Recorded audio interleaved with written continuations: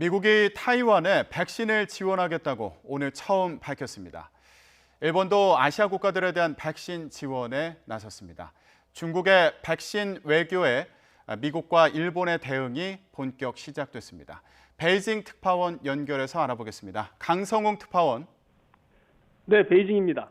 네, 타이완이 미국의 백신 지원을 요청해 왔는데 미국이 오늘 답을 내놓은 건가요?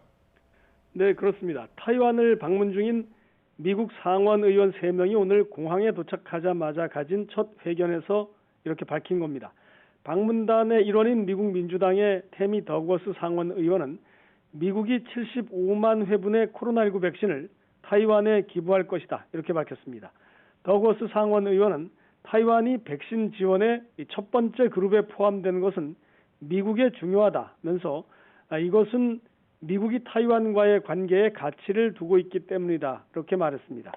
타이완 당국은 그동안 중국에 계속된 자국산 백신 제공 의사를 거부하면서 대신 미국에는 지원을 요청해 왔습니다. 그리고 오늘 타이완에 도착한 미국의 민주화 공화당 소속 초당적 상원 의원단이 백신 기증 계획을 처음 공개한 겁니다. 앞서 일본은 미국보다 먼저 지난 4일에 타이완에 아스트라제네카 백신 124만 회분을 신속하게 무상으로 지원했습니다. 타이완 당국은 이에 대해서 타이베이의 최고층 빌딩 전광판에다 일본어로 감사의 인사를 표시하기도 했습니다. 이런 가운데 일본은 타이완에 이어서 베트남에도 백신을 주겠다는 계획인데 아무래도 정치적인 고려가 작용한 거겠죠? 네, 그렇게 봐야 할 것 같습니다. 일본의 NHK 방송은 일본 정부가 타이완에 이어서 베트남에도 백신을 제공하는 방안을 검토하고 있다고 보도했습니다.